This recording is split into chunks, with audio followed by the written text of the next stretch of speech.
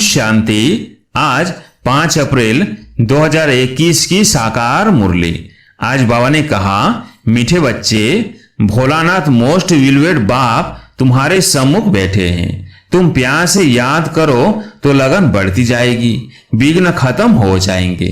प्रश्न, ब्राह्मण बच्चों को कौन सी बात सदा याद रहे तो कभी विकर्म नहीं हो? उत्तर, जो कर्म हम करेंगे हमें देख और भी करेंगे। यह याद रहे तो विकर्म नहीं होगा। अगर कोई छिपाकर भी पाप कर्म करते तो धर्मराज से छिप नहीं सकता, फौरन उसकी सजा मिलेगी। आगे चल और भी मार्शल लॉ हो जाएगा। इस इंद्र सभा में कोई पति छिप कर बैठ नहीं सकता। गीत है भोलेनाथ से निराला। ओम शांति। मीठे मीठे रूहानी बच्चे जानते हैं कि अब रूहानी बाप हमको इस सृष्टि के आदि मध्य अंत का ज्ञान सुना रहे हैं। उनका नाम ही है भोलानाथ। बाप बहुत भोले होते हैं, कितनी तकलीफ सहन करके भी बच्चों को पढ़ाते हैं, संभालते हैं। फिर जब बड़े होते हैं तो सब कुछ उनको दे खुद वानप्रस्थ अवस्था ले लेते हैं। समझते हैं कि हमने फर्ज अदाई पूरी की। अब बच्चे जाने तो बाप भोले ठहरे ना। यह भी अभी तुमको बाप समझाते हैं, क्योंकि खुद भोलानाथ है तो हद के बाप के लिए भी समझाते हैं कि वो कितने भोले हैं। वो हुए हद के भोले। यह फिर है बेहद का भोलानाथ बाप। परमधाम से आते हैं, पुरानी दुनिया पुराने शरीर में। इसलिए मनुष्य समझते हैं कि पुराने पति शरीर में कैसे आना होगा। न समझने के कारण पावन शरीर वाले कृष्ण का नाम डाल दिया है। यही गीता, वेद शास्त्र आदि फिर भी बनेंगे। देखो शिव बाबा कितना भोला है। आते हैं तो भी भाषण ऐसी देते हैं जैसे कि बाप यहाँ ही बैठा है। यह साकार बाबा भी भोला है ना। कोई दुपट्टा नहीं, कोई तिलक आदि नहीं, बल्कि साधारण बाबा तो बाबा ही है। बच्चे जानते हैं कितनी ये सारी नॉलेज शिव बाबा ही देते हैं और कोई की ताकत नहीं जो दे सके। दिन प्रतिदिन बच्चों की लगन बढ़ती जाती है। जितना बाप को याद करेंगे उतना लव बढ़ेगा। विलवेड मोस्ट बाप है ना। न सिर्फ अभी परंतु भक्ति मार्ग में भी तुम विलवेड मोस्ट समझते थे। कहते थे बाबा जब आप आएंगे तो सबसे लव छोड़कर एक बाप के साथ लव रखेंगे। तुम अभी जानते भी हो, परंतु माया इतना लव करने नहीं देती है। माया चाहती नहीं कि मुझे छोड़ बाप को याद करे। वो चाहती है कि देह अभिमानी हो मुझे लव करे। यही माया चाहती है, इसलिए कितना विघ्न डालती है। तुमको विघ्नों को पार करना है। बच्चों को कुछ तो मेहनत करनी चाहिए ना। पुरुषार्थ से ही तुम अपनी प्रारब्ध पाते हो। बच्चे जानते हैं ऊंच पद पाने के लिए कितना पुरुषार्थ करना है। एक तो विकारों का दान देना है, दूसरा बाप से जो अविनाशी ज्ञान रत्नों का धन मिलता है वह दान करना है। जिस अविनाशी धन से ही तुम इतने धनवान बनते हो। नॉलेज है सोर्स ऑफ इनकम। वह है शास्त्रों की फिलॉसफी और यह है स्पिरिचुअल नॉलेज। शास्त्र आदि पढ़कर भी बहुत कमाते हैं। एक कोठरी में ग्रंथ आदि रख दिया, थोड़ा कुछ सुनाया, बस इनकम हो जाएगी। वह कोई यथार्थ ज्ञान नहीं है। यथार्थ ज्ञान एक बाप ही देते हैं। जब तक किसको ये रूहानी नॉलेज नहीं मिली है तब तक वह शास्त्रों की फिलॉसफी बुद्धि में है। तुम्हारी बात सुनते नहीं हैं। तुम हो बहुत थोड़े। यह तो 100% सर्टेन है कि यह रूहानी नॉलेज बच्चों ने रूहानी बाप से ली है। नॉलेज सोर्स ऑफ इनकम है, बहुत धन मिलता है। योग से सोर्स ऑफ हेल्थ अर्थात निरोगी काया मिलती है। ज्ञान से वेल्थ। यह है 2 मुख्य सब्जेक्ट। फिर कोई अच्छी तरह धारण करते हैं, कोई कम धारण करते हैं, तो वेल्थ भी कम नंबरवार मिलती है। सजाएं आदि खाकर जाए पद पाते हैं। पूरा याद नहीं करते तो विकर विनाश नहीं होते हैं। फिर सजाएं खानी पड़े, पद भी भ्रष्ट हो पड़ता है, जैसे स्कूल में होता है। यह बेहद की नॉलेज। इससे बेड़ा पार हो जाता है। उस नॉलेज में बैरिस्ट्री, डॉक्टरी, इंजीनियरिंग पढ़ना पड़ता है। यह तो एक ही पढ़ाई है। योग और ज्ञान से एवर हेल्दी वेल्दी बनते हैं, प्रिंस बन जाते हैं। वहां स्वर्ग में कोई बैरिस्टर जज आदि नहीं होते हैं। वहां धर्मराज की भी दरकार नहीं होती है। न गर्भ जेल में सजा, न धर्मराजपुरी की सजा मिलती है। गर्भ महल में बहुत सुखी रहते हैं, यहाँ तो गर्भ जेल में सजाएं खानी पड़ती है। इन सब बातों को तुम बच्चे ही अब समझते हो। बाकी शास्त्रों में संस्कृत में श्लोक आदि मनुष्यों ने बनाए हैं। पूछते हैं सतयुग में भाषा कौन सी होगी? बाप समझाते हैं जो देवताओं की भाषा होगी वही चलेगी। वहां की जो भाषा होगी वो कहीं नहीं हो सकती। ऐसे हो नहीं सकता कौन संस्कृत भाषा हो। देवताओं और पतित मनुष्यों की एक भाषा हो नहीं सकती। वहां की जो भाषा होगी वही चलेगी। यह पूछने का रहता नहीं। पहले बाप से वर्षा तो ले लो। अच्छा 84 जन्म नहीं है, 80 व 82 हो। इन बातों को तुम छोड़ दो। बाप कहते हैं अलग को याद करो। स्वर की बादशाही बरोबर मिलती है ना। अनेक बार तुमने स्वर की बादशाही ली है। चढ़ाई से उतरना भी तो है। अभी तुम मास्टर ज्ञान सागर, मास्टर सुख का सागर बनते हो। तुम पुरुषार्थी हो। बाबा तो कंप्लीट है। बाप में जो नॉलेज है वह बच्चों में है, परंतु तुमको सागर नहीं कहेंगे। सागर तो एक होता है, सिर्फ अनेक नाम रख दिए हैं। बाकी तुम हो ज्ञान सागर से निकली हुई नदियां। तुम हो मानसरोवर नदियां। नदियों पर नाम भी है। ब्रह्मपुत्र बहुत बड़ी नदी है। कलकत्ते में नदी और सागर का संगम है, उसका नाम भी है डायमंड हार्बर।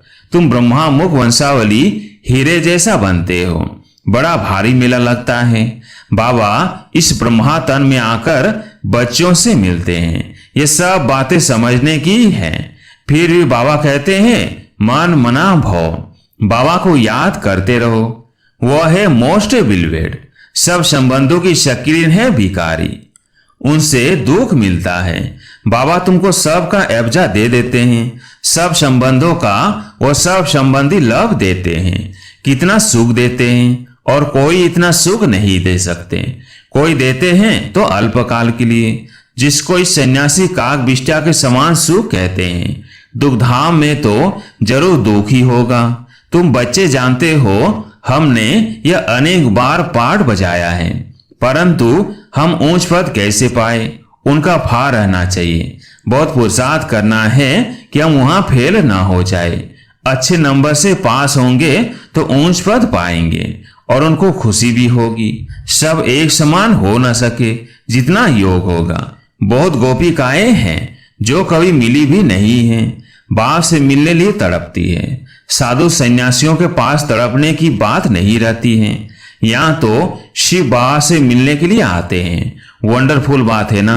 घर में बैठकर याद करते हैं शिव बाबा हम आपके बच्चे हैं। आत्मा को स्मृति आती है। तुम बच्चे जानते हो हम शिव बाबा से कल्प कल्प वर्षा लेते हैं।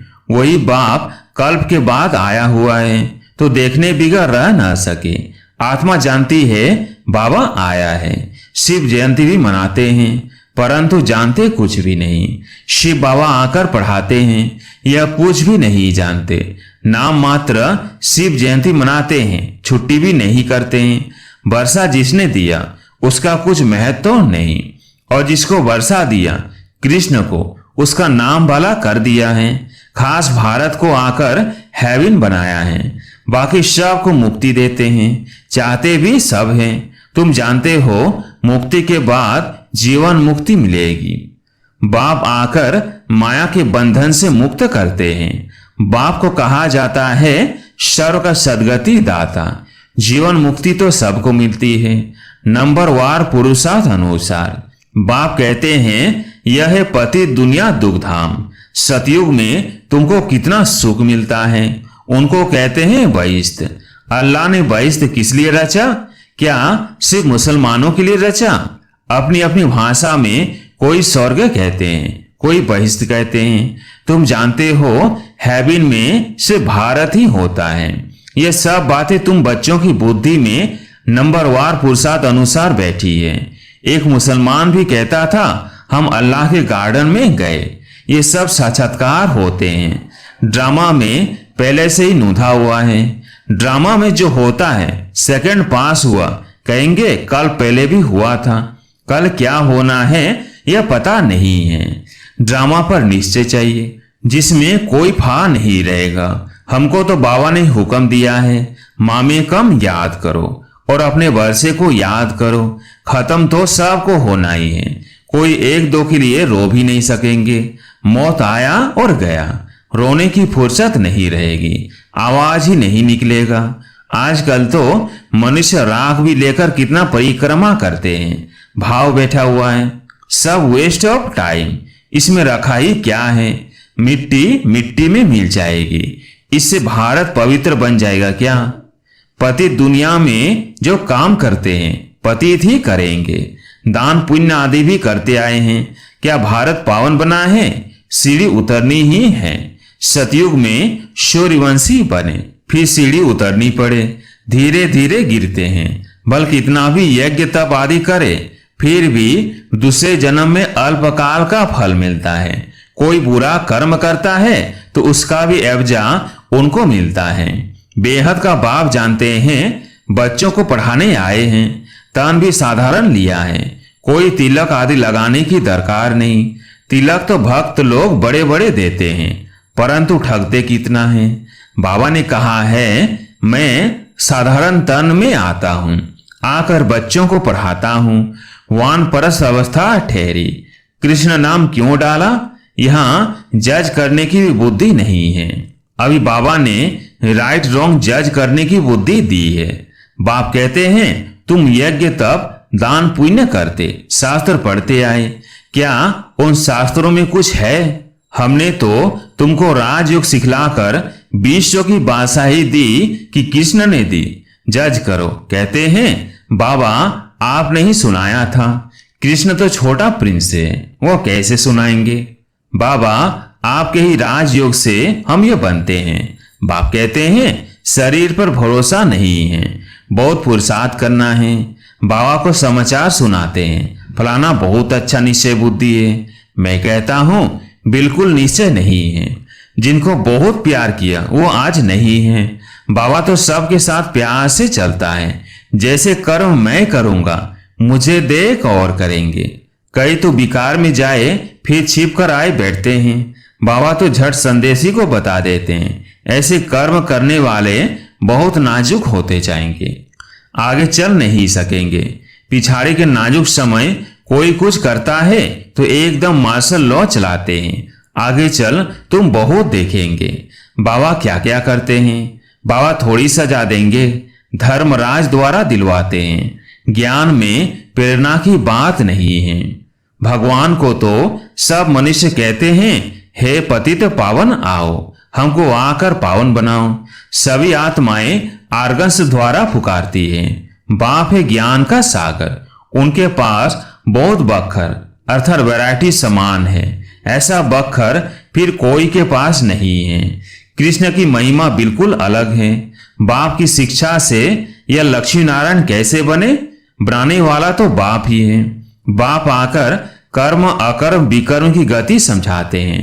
अब तुम्हारा तीसरा नेत्र खुला है। तुम जानते हो 5000 वर्ष की बात है। अब घर जाना है, पाठ बजाना है। यह सौदर्शन चक्र है ना? तुम्हारा नाम है सौदर्शन चक्रधारी। ब्राह्मण कुलभूषण प्रजापिता ब्रह्म कुमार कुमारियां लाखों की अंदाज में सौदर्शन चक्रधारी बनेंगे। तुम कितनी नॉलेज पढ़ते हो? अच्छा, मीठे मीठे शिकिलधे बच्चों प्रति माता पिता बाप दादा का याद प्यार और गुड मॉर्निंग। रूहानी बाप की रूहानी बच्चों को नमस्ते। हम रूहानी बच्चों की रूहानी बाप दादा को याद प्यार गुड मॉर्निंग नमस्ते नमस्ते। धारणा के लिए मुख्य सार। पहला पॉइंट, यह समय बहुत नाजुक है, इसलिए कोई भी उल्टा कर्म नहीं करना है। कर्म अकर्म विकर्म की गति को ध्यान में रख सदा श्रेष्ठ कर्म करने हैं। दूसरा पॉइंट, योग से सदा के लिए अपनी काया निरोगी बनानी है। एक विलवेट मोस्ट बाप को याद करना है। बाप से जो अविनाशी ज्ञान का धन मिलता है वो दान करना है। आज प्यारे मीठे बाबा का वरदान, शौमान में स्थित रह, विश्व द्वारा सम्मान प्राप्त करने वाले देवीमान मुक्त भव। शौमान में स्थित रह, विश्व द्वारा सम्मान प्राप्त करने वाले देवीमान मुक्त भव। पढ़ाई का मूल लक्ष्य है देहाभिमान से न्यारे हो देही अभिमानी बनना। इस देहाभिमान से न्यारे अथवा मुक्त होने की विधि है सदा शौमान में स्थित रहना। संगम युग के और भविष्य के जो अनेक प्रकार के शौमान हैं, उनमें किसी एक भी शौमान में स्थित रहने से देहाभिमान मिटता जाएगा। जो शौमान में स्थित रहता है उन्हें स्वतः मान प्राप्त होता है। सदा शौमान में रहने वाले ही विश्व महाराजन बनते हैं और विश्व उन्हें सम्मान देती है। स्लोगन, जैसा समय वैसा अपने को मोल्ड कर लेना, यही है रियल गोल्ड बनना। जैसा समय वैसा अपने को मोल्ड कर लेना, यही है रियल गोल्ड बनना। अच्छा, ओम शांति।